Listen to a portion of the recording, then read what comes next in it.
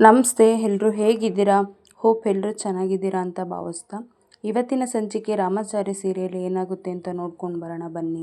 ಯಾರೆಲ್ಲ ನನ್ನ ಚಾನಲಿಗೆ ಇನ್ನೂ ಸಬ್ಸ್ಕ್ರೈಬ್ ಮಾಡ್ಕೊಂಡರೆ ನೋಡ್ತಾ ಇದ್ದೀರಾ, ಸಬ್ಸ್ಕ್ರೈಬ್ ಮಾಡಿ, ಲೈಕ್ ಮಾಡಿ, ಶೇರ್ ಮಾಡಿ, ಕಮೆಂಟ್ ಮಾಡಿ, ಸಪೋರ್ಟ್ ಮಾಡಿ. ಡಾಕ್ಟ್ರು ಬರ್ತಾರೆ. ರಾಮಾಚಾರಿ, ಏನು ತೊಂದರೆ ಇಲ್ವಾ ಡಾಕ್ಟ್ರೇ ಅಂತ ಕೇಳ್ತಾನೆ.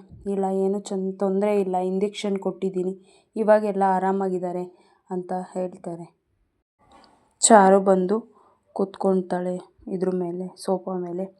ಆವಾಗ ಅಜ್ಜಿ, ಏನು ಸರಿ ಹೋಗುತ್ತೋ ಏನೋ, 8-10 ಜನ ಬಂದು ಅಷ್ಟು ದೊಡ್ಡ ಗಲಾಟೆ ಮಾಡಬೇಕಾದ್ರೆ ನಮ್ಮ ಜೀವನೇ ಹೋಗಿತ್ತು ಅಂತ ಅಜ್ಜಿ ಹೇಳ್ತಾರೆ. ಆವಾಗ ಡಾಕ್ಟ್ರ್ ಹೇಳ್ತಾರೆ, ರಾಮಾಚಾರಿ, ಯಾವುದಕ್ಕೂ ಒಂದ್ಸಲ ನೀವು ಕಂಪ್ಲೇಂಟ್ ಕೊಡಿ, ಮುಂದೆ ಅವರಿಂದ ಏನಾದರೂ ತೊಂದರೆ ಆಗ್ಬೋದು ಅಂತ ಡಾಕ್ಟ್ರು ಹೇಳ್ತಾ ಇರ್ತಾರೆ.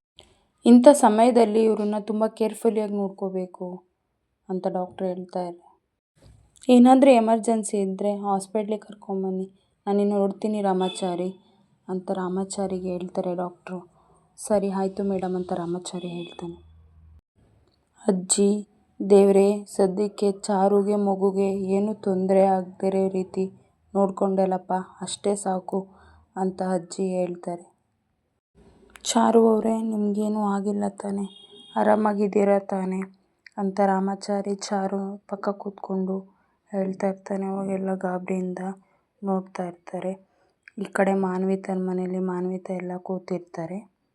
ಮಾನ್ವಿತ, ಮಿಸ್ಟರ್ ಸಕ್ಸೇನಾ, ಏನು ನೀವು ಇಲ್ಲಿ ಬಂದುಬಿಟ್ರಿ ಅಂತ ಕೇಳ್ತಾಳೆ ಮಾನ್ವಿತ. ನೀವೇನಕ್ಕೆ ನನ್ನ ಹೆಸರಿಟ್ಟು ಕರಿತೀರಾ, ಬೀಗ್ರೆ ಅಂತ ಹೇಳಿ ಅಂತ ಹೇಳ್ತಾರೆ. ಏನಿಲ್ಲ, ನಾವಿನ್ನು ಬಿಸ್ನೆಸ್ ಪಾರ್ಟ್ನರ್ ಆಗಿದ್ದೀವಿ. ಇವಾಗ ನಮ್ಮದು 2 ಕಂಪ್ನಿನೂ ಟೈಅಪ್ ಆಗಿದೆ. ನಾವಿವಾಗ ಬೋರ್ಡ್ ಮೆಂಬರ್ ಆಗಿ ನಿಮ್ಮನ್ನು ಸೆಲೆಕ್ಟ್ ಮಾಡಿದ್ದೀವಿ ಅಂತ ಮಾನ್ವಿತರಿಗೆ ಹೇಳ್ತಾ ಇರ್ತಾರೆ. ನಿಮ್ಮ ಸೈನು ತುಂಬಾ ಮುಖ್ಯ, ಅದಿಲ್ಲದೆ ನಾವೇನೂ ಮಾಡೋಕ್ಕಾಗಲ್ಲ ಅಂತ ಹೇಳ್ತಾರೆ ಇವರು. ಅದಕ್ಕೆ ನಿಮ್ಮ ಸಿಗ್ನೇಚರ್ ತೊಗೊಂಡೋಗೋಣ ಅಂತ ಬಂದಿದ್ದೀವಿ ಅಂತ ಹೇಳ್ತಾರೆ. ಓಕೆ, ಶೋರ್ ಅಂತ ಮಾನ್ವಿತ ಹೇಳ್ತಾರೆ.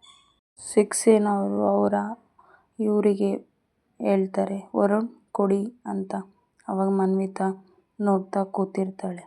ಅವಳು ಓದೋಕ್ಕೆ ಅಂತ ಎಲ್ಲ ನೋಡ್ತಾ ಇರಬೇಕಾದ್ರೆ ಇವರು ತುಂಬ ಗಾಬರಿಯಿಂದ ಅವಳನ್ನೇ ನೋಡ್ತಾ ಇರ್ತಾರೆ. ಬೀಗ್ರೆ, ನಮ್ಮ ಟೈಅಪ್ ಆಗಿರೋ ಕಂಪ್ನಿನ, ಲಂಡನ್ನಲ್ಲಿರೋ ಕಂಪ್ನಿನ ನೀವತ್ತು ನೋಡ್ಕೊಳ್ಳಿ ಅಂತ ಹೇಳ್ತಾ ಇರ್ತಾರೆ ಇವರು. ಮಾನ್ವಿತ ತುಂಬ ಖುಷಿ ಪಡ್ತಾ ಇರ್ತಾಳೆ. ಇಂಡಿಯಾದಲ್ಲಿರೋ ಕಂಪ್ನಿನ ಚಾರು ನೋಡ್ಕೋಬಹುದು ಅಂತ ಹೇಳ್ತಾನೆ. ಮಾನ್ವಿತ ಅವರೇ, ಯಾವಾಗಲೂ ಒಂದ್ಸಲ ಓದ್ಬಿಟ್ಟು ಸೈನ್ ಮಾಡಿ ಅಂತ ಹೇಳ್ತಾರೆ. ಹೌದೌದು, ಎಲ್ಲ ನೋಡಿಬಿಟ್ಟು ಒಂದ್ಸಲ ಎಲ್ಲ ಚೆಕ್ ಮಾಡಿಬಿಟ್ಟು ಏನಿದೆ ಅಂತ ಸೈನ್ ಹಾಕೋದು ಕಾಮನ್ ಸೆನ್ಸ್, ಎಲ್ಲರೂ ಯಾರನ್ನೂ ಇವಾಗ ನಂಬಬಾರ್ದು ಅಂತ ಹೇಳ್ತಾರೆ. ಅಲ್ವಾ ಸಕ್ಸೇನಾಜಿ? ಹೌದೌದೌದು, ಇವಾಗಿನ ಕಾಲದಲ್ಲಿ ಯಾರ ಮೇಲೂ ಅಷ್ಟು ಬ್ಲೈಂಡಾಗಿ ನಂಬಬಾರ್ದು. ಓದಿ ಮಾನ್ವಿತ ಅವರೇ, ಓದಿ ಅಂತ ಹೇಳ್ತಾರೆ ಇವರು ಸಕ್ಸೇನಾಜಿ. ಆದರೂ ಒಂದ್ಸಲ ನೋಡಬೇಕು. ಹೌದು ಬೀಗ್ರೆ, ಅದರಲ್ಲಿ ಏನೂ ಬರೆದಿಲ್ಲ, 2 ಕಂಪ್ನಿಲೂ ಬೋರ್ಡ್ ಮೆಂಬರ್ ಮಾನ್ವಿತ ಅಂತ ಇದೆ ಅಂತ ಸಕ್ಸೇನಾಜಿ ಹೇಳ್ತಾ ಇರ್ತಾರೆ ಅವರಿಗೆ. ನಮ್ಮ ಮೇಲೆ ವಿಶ್ವಾಸ ಇಲ್ಲ ಅಂದರೆ ಪ್ಲೀಸ್ ಓದಿ ಅಂತ ಹೇಳ್ತಾರೆ. ಪರವಾಗಿಲ್ಲ ಬೀಗ್ರೆ, ನೀವು ಓದಿನೇ ಸೈನ್ ಮಾಡಿ ಅಂತ ಹೇಳ್ತಾರೆ ಇವರು. ಆರಾಮಾಗಿ ನೋಡಿ ಡಾಕ್ಯುಮೆಂಟ್ಸ್ ಓದಿ ಸೈನ್ ಮಾಡಿ, ಸ್ವಲ್ಪ ಜಲ್ದಿ ಮಾಡಿ, ಏಕೆಂದರೆ 2 ಡೇಸ್ ಅಷ್ಟೇ ರಜಾ ಇರೋದು, ಬೇಗನೆ ಸಬ್ಮಿಟ್ ಮಾಡಬೇಕು ಅಂತ ಹೇಳ್ಬಿಟ್ಟು ಡೈವರ್ಟ್ ಮಾಡೋಕ್ಕೆ ಟ್ರೈ ಮಾಡ್ತಾ ಇರ್ತಾರೆ. ಸುಮ್ಮನೆ ಡಿಲೇ ಆಗುತ್ತೆ, ಅದಕ್ಕೆ ಬೇರೆ ಏನಿಲ್ಲ, ಬೇಗನೆ ಸೈನ್ ಮಾಡಿ ಓದ್ಬಿಟ್ಟು ಅಂತ ಹೇಳ್ತಾರೆ. ಡಿಲೇ ಆದರೂ ಏನು 1 ವೀಕು ಇಲ್ಲ ಅಂದರೆ 2 ವೀಕ್ಸ್ ಆಗುತ್ತೆ, ಏನು ಪ್ರಾಬ್ಲಮ್ ಇಲ್ಲ, ನೀವು ಓದ್ಬಿಟ್ಟೇ ಸೈನ್ ಮಾಡಿ ಬೀಗ್ರೆ ಅಂತ ಹೇಳ್ತಾರೆ. ನಿಮ್ಮನ್ನು ಬೀಗ್ರನ್ನ ನಾನು ಬೋರ್ಡ್ ಮೆಂಬರ್ ಆಗಿ ನೋಡಬೇಕಂತ ನನಗೆ ಬೇಗನೆ ಆಸೆ ಇದೆ, ಅದಕ್ಕೋಸ್ಕರ ಏನು ತೊಂದರೆ ಇಲ್ಲ, ನೀವು ಓದ್ಬಿಟ್ಟೇ ನಮ್ಗೆ ಸೈನ್ ಮಾಡಿ ಅಂತ ತುಂಬಾ ಡೈವರ್ಟ್ ಮಾಡೋಕ್ಕೆ ಟ್ರೈ ಮಾಡ್ತಾ ಇರ್ತಾರೆ. ಅವರು ಮಗ ಫೋನ್ ಮಾಡಿರೋ ಥರ ನಾಟಕ ಮಾಡ್ತಾರೆ. ಎಲ್ಲಿದ್ದೀರಾ ಡ್ಯಾಡಿ ಅಂತ ಮಗ ಕೇಳ್ತಾರೆ. ಅವಾಗ ಇಲ್ಲ, ನಾನಿಲ್ಲಿ ನಿಮ್ಮ ಮದುವೆ ಆಗ್ತಿರೋದಲ್ಲ ಚಾರು ಅವ್ರ ಮನೇಲಿದ್ದೀನಿ ಅಂತ ಫೋನಲ್ಲಿ ಮಾತಾಡ್ತಾ ಇರ್ತಾರೆ. ಫೋನಲ್ಲಿ ಮಾತಾಡಿಟ್ಬಿಡ್ತಾರೆ. ನೋಡಿದ್ರಾ, ನನ್ನ ಮಗನಿಗೆ ನಿಮ್ಮ ಮಗಳನ್ನ ಮದುವೆ ಆಗಬೇಕಂತ ಒಂದೇ ಅವಸರ ಅಂತ ಹೇಳ್ತಾರೆ. ಮಾನ್ವಿತ ಎಲ್ಲದಕ್ಕೂ ಸೈನ್ ಮಾಡ್ತಾಳೆ. ಈ ಕಡೆ ರಾಮಾಚಾರಿ ಚಾರು ಹೊರಟು ನಿಂತಿರ್ತಾರೆ. ಅಜ್ಜಿ, ಎಲ್ಲಿಗೆ ಅಂತ ಕೇಳಬಾರ್ದು, ಅದು ನಮ್ಮ ಸಂಸ್ಕೃತಿ, ಎಲ್ಲಿಗೆ ಹೋಗ್ತಾ ಇದ್ದೀವಿ ಅಂತ ಹೇಳೋದು ಸಭ್ಯತೆ ಅಲ್ವಾ ಅಂತ ಹೇಳ್ತಾರೆ ರಾಮಾಚಾರಿ ಚಾರುಗೂ. ಹೇಳಿ ಹೋಗೋಣ ಅಂತ ಇದ್ದೆ ಅಜ್ಜಿ ಅಂತ ಚಾರು ಹೇಳ್ತಾರೆ. ನನ್ನ ಡ್ಯಾಡ್ ತುಂಬ ದೊಡ್ಡ ಸುಳಿಲಿ ಸಿಕ್ಕಾಕೊಂಡಿದ್ದಾರೆ. ಅವ್ರನ್ನ ಹೇಗಾದರೂ ಮಾಡಿ ಆಚೆ ಕರ್ಕೊಂಬರ್ಬೇಕು. ಮನೇಲೆ ಕೂತ್ರೆ ಏನೂ ಪ್ರಯೋಜನ ಆಗಲ್ಲ, ಹೊರ್ಗಡೆ ಇಳಿದು ನೋಡಬೇಕು. ಅಜ್ಜಿ ಯಾಕೆ ಹೋರಾಡ್ತೀಯ? ಏನು ಅಂತ ಹೋರಾಡ್ತೀಯಮ್ಮ ಅಂತ ಹೇಳ್ತಾರೆ. ಅಲ್ಲ ಕಣೆ, ಈಗಿನ್ನು ಎಷ್ಟು ರಾಧಾಂತ ಆಗಿದೆ ಅಂತ ಅಜ್ಜಿ ಹೇಳ್ತಾರೆ. ಯೋಚನೆನೇ ಇಲ್ವಾ? ಇಲ್ಲ ಅಜ್ಜಿ, ಅದೇನೇ ಯೋಚನೆ ಅಂತ ಚಾರು ಹೇಳ್ತಾಳೆ. ಕೈ ಮುಗಿದು ದಯವಿಟ್ಟು ತಡಿಬೇಡಿ ಅಂತ ಹೊರಡ್ತಾರೆ. ಈ ಕಡೆ ಮಾನ್ವಿತಾ ಇವರೆಲ್ಲ ಕೂತ್ಕೊಂಡು ಮಾತಾಡ್ತಾ ಇರ್ತಾರೆ. ಗೊತ್ತಾಯ್ತಾ ಜಿಕೆ, ಈ ಮಾನ್ವಿತಾ ಕೆಪಾಸಿಟಿ ಏನಂತ ಅಂತ ಮಾನ್ವಿತಾ ಹೇಳ್ತಾ ಇರ್ತಾಳೆ. ಬಿಸ್ನೆಸ್ ಪಾರ್ಟ್ನರ್ ಆಗೋಕ್ಕಿಂತ ಈ ಬೀಗರು ಅನ್ನೋ ಟೈಟಲ್ ತುಂಬಾ ಚೆನ್ನಾಗಿದೆ. ನನಗೂ ಇದೇ ಶಾಕ್ ಆಯಿತು, ಇಷ್ಟು ಬೇಗ ಅವರು ಚಾರುನ ಮದುವೆ ಮಾಡ್ತಾ ಇದ್ದಾರೆ ಅಂತ ಹೇಳ್ತಾರೆ. ಮಾನ್ವಿತಾ ಆ ಕಡೆ ಹೇಳ್ಕೊಳ್ತಾ ಇರ್ತಾಳೆ. ಬೀಗರು ಅಂದರೆ ಆಯಿತು, ಓಪನ್ ಆಗಲಿಲ್ಲ ಬೀಗನೂ ಓಪನ್ ಆಗುತ್ತೆ ಅಂತ ಹೇಳ್ಕೊಂಡು ನಗ್ತಾ ಇರ್ತಾಳೆ ಮಾನ್ವಿತಾ. ಬೀಗರು ಅಂತ ಕರೆಸ್ಕೊಳಕ್ಕೆ ಎಷ್ಟು ಖುಷಿ ಆಗ್ತಿತ್ತು ಗೊತ್ತಾ? ಆ ಬೇಬಿ ಈಸ್ ಆಲ್ವೇಸ್ ಲಕ್ಕಿ ಅಂತ ಮಾನ್ವಿತಾ ಹೇಳ್ತಾ ಇರ್ತಾಳೆ. ಹೀಗೆ ಬ್ಯೂಟಿ ಮ್ಯಾಗ್ನೆಟಿಕ್ ಪವರ್ ಎಷ್ಟಿದೆ ನೋಡು ಹೇಳು ಜಿಕೆ ಅಂತ ಹೇಳ್ತಾ ಇರ್ತಾಳೆ ಮಾನ್ವಿತಾ. ಅದೆಲ್ಲೋ ಲಂಡನ್ನಲ್ಲಿ ಕೂತ್ಕೊಂಡಿರೋ ಸಕ್ಸೇನಾ ಮಗ ನನ್ನ ಬೇಬಿ ಮದುವೆ ಆಗಬೇಕಂತ ಹೊರಟಿದ್ದಾನೆ. ಐ ವಿಲ್ ಬಿ ಹ್ಯಾಪಿ ಅಂತ ಮಾನ್ವಿತಾ ಹೇಳ್ತಾಳೆ. ಫೋಟೋ ನೋಡೋಕ್ಕೆ ಎಷ್ಟು ಕ್ಯೂರಿಯಾಸಿಟಿಯಿಂದ ಕಾಯ್ತಾ ಇದೆ, ನಿನ್ನ ಫೋಟೋ ನೋಡಿದರೆ ಜಿಕೆ ಹೇಳ್ತಾನೆ. ಆದ್ರೂ ರೋಸ್, ಪ್ರಪಂಚದಲ್ಲಿ ಎಂಥ ಲೋಫರ್ ಕಚಡ ಆದರೂ ಬೇರೆಯವ್ರ ಹೆಂಡ್ತಿನ ಮದುವೆ ಆಗಬೇಕು ಅಂದಾಗ ಒಂದು ಕ್ಷಣನಾದರೂ ಯೋಚನೆ ಮಾಡ್ತಾನೆ. ಮಾನ್ವಿತಾ ಸಿಂಗ್ಸೇನ ಆಡ್ಕೊತಾರೆ. ಈ ಕಡೆ ಸಿಂಗ್ಸೇನ ಪೇಪರ್ಸ್ ಎಲ್ಲ ಹಿಡ್ಕೊಂಡು ನಿಂತಿರ್ತಾನೆ. ಸರ್, ಇವ್ರ ಹತ್ರ ಇಷ್ಟೊಂದು ಈಸಿಯಾಗಿ ಸೈನ್ ಮಾಡಿಸ್ಕೊಳೋದು ಅಷ್ಟು ಸುಲಭ ಅಂತ ಅಂದ್ಕೊಂಡೇ ಇರಲಿಲ್ಲ ಸರ್. ನನಗೆ ನಂಬಿಕೆನೇ ಇರಲಿಲ್ಲ ಸಾಬ್ ಅಂತ ಮ್ಯಾನೇಜರ್ ಹೇಳ್ತಾನೆ. ಸಿಂಗ್ಸೇನ ಹೇಳ್ತಾನೆ, ಇಂಪಾಸಿಬಲ್ ಆಗಿರೋ ವಸ್ತುನ ಪಾಸಿಬಲ್ ಮಾಡೋದೇ ಸಿಂಗ್ಸೇನ ಅಂತ ಹೇಳ್ತಾನೆ, ಬೀಗ್ತಾ ಇರ್ತಾನೆ. ಜಸ್ಟ್ ಒಂದು ಬರ್ಗರ್ ತಿಂದಂಗೆ ಅಂತ ಹೇಳ್ತಾನೆ.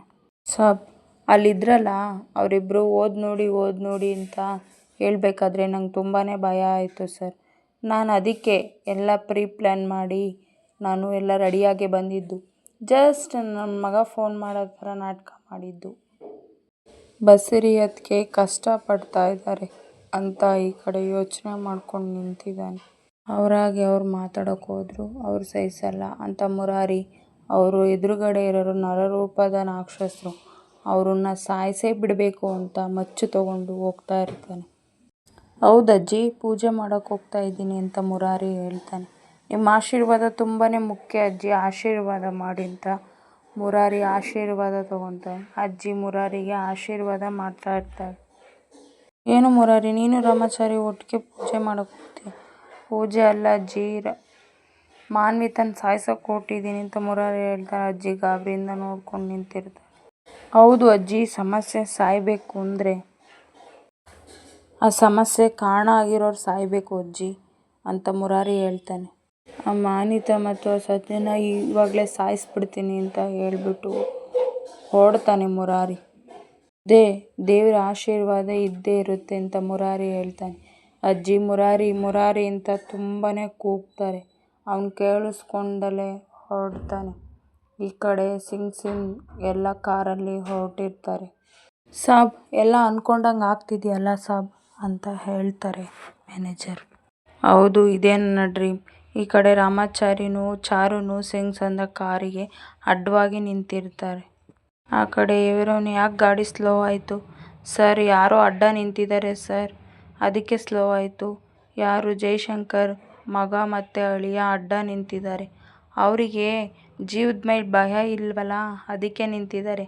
ಗಾಡಿ ಯಾವುದೇ ಕಾರಣಕ್ಕೂ ಸ್ಲೋ ಮಾಡಬೇಡಿ, ಅವ್ರ ಮೇಲೆ ಹತ್ತಿಸ್ಕೊಂಡು ಹೋಗಿ. ಅವ್ರ ಸೈಡಿಗೆ ಹೋದರೆ ಅವ್ರ ಜೀವ ಉಳಿಯುತ್ತೆ, ಇಲ್ಲಾಂದರೆ ನೀವು ಅವ್ರ ಮೇಲೆ ಗೋ ಹೆಡ್ ಅಂತ ಹೇಳ್ತಾನೆ.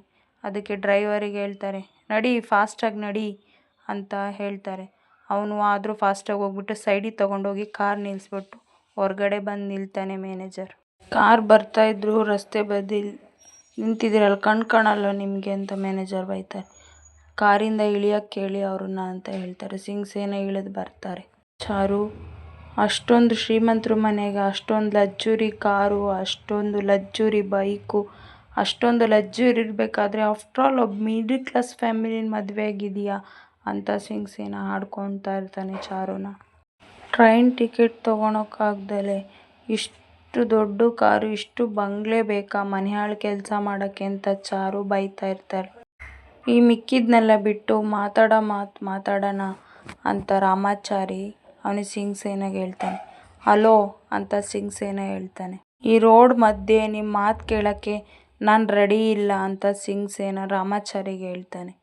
ಟೈಮ್ ಇಲ್ಲ ಅಂದರೂ ಕೇಳಿಸ್ಕೋಬೇಕು ಚಾರು, ಅದನ್ನ ಬಿಟ್ಟು ಬೇರೆ ದಾರಿನೇ ಇಲ್ಲ ನಿಮಗೆ ಮಿಸ್ಟರ್ ನವದೀಪ್ ಸಿಕ್ಸೇನ. ಏನೂ ಇಲ್ದಲೆ ಇಲ್ಲಿವರೆಗೂ ಬಂದು ಈ ಲೆವೆಲಲ್ಲಿ ಡೆವಲಪ್ ಆಗಿರೋದು ಅಂದರೆ ಇಟ್ಸ್ ನಾಟ್ ಎ ಜೋಕ್. ಆದರೆ ನನ್ನ ಡ್ಯಾಡ್ನೇ ಕ್ರಿಮಿನಲ್ ಅಂತ ಪೋರ್ಟ್ರೇ ಮಾಡಿ ನೀನು ಇಂಪ್ರೂವ್ ಆಗಬೇಕು ಅಂತ ಆಸೆ ಪಡ್ತಾ ಇದೆಯಲ್ಲ, ಅದನ್ನು ನಾನು ಒಪ್ಕೊಳಲ್ಲ ಅಂತ ಚಾರು ಹೇಳ್ತಾರೆ. ಸಿಂಗ್ಸೇನ ನೀನು ಒಪ್ಕೊಳ್ಳಿಲ್ಲ ಅಂದರೂ ನಿಮ್ಮ ಅಪ್ಪ ಜೈಲ್ ಸೇರಾಯಿತು ಅಂತ ಚಾರುಗೆ ಹೇಳ್ತಾನೆ. ನಿಮ್ಮ ಅಪ್ಪ ಇವಾಗ ಜೈಶಂಕರ್ ಅಲ್ಲ ಜೈಲ್ ಶಂಕರ್ ಅಂತ ಆಡ್ಕೊತಾನೆ. ನಮ್ಮ ಡ್ಯಾಡ್ ನಿಂಗೇನು ಅನ್ಯಾಯ ಮಾಡಿದ್ದಾರೆ ಅಂತ ಈ ಥರ ರಿವೆಂಜ್ ತೊಗೊತೀಯ ಅಂತ ಚಾರು ಹೇಳ್ತಾನೆ. ಎಲ್ಲೇ ಹೋಗಲಿ ಇಂಡಿಯಾ, ಎಲ್ಲೇ ಔಟ್ ಆಫ್ ಕಂಟ್ರಿ ಎಲ್ಲೇ ಹೋದರೂ ಮಾನ್ವಿತಾ ಜೈಶಂಕರ್ ಈಸ್ ಗ್ರೇಟ್ ಅಂತ ಹೇಳ್ತಾನೆ ಬಂದಿದ್ದಾರೆ. ಅದೇ ನನ್ನ ರಿವೆಂಜ್ ಅಂತ ಹೇಳ್ತಾನೆ. ಆವಾಗಲೇ ನಿರ್ಧಾರ ಮಾಡಿದ್ದೆ ಜೈಶಂಕರ್ ಮುಂದೆ ನಾನು ವಿನ್ ಆಗಬೇಕಂತ ಮೈಂಡಲ್ಲಿ ಫಿಕ್ಸ್ ಆಗಿದ್ದೆ. ಅದಾಗುತ್ತೋ ಇಲ್ವೋ ಅಂತ ತುಂಬ ಟೆನ್ಷನ್ ಆಗಿತ್ತು. ಇಷ್ಟು ಬೇಗ ಆಸೆ ನೆರವೇರುತ್ತೆ ಅಂತ ನಾನು ಅಂದ್ಕೊಂಡೇ ಇರಲಿಲ್ಲ ಅಂತ ಹೇಳ್ತಾನೆ.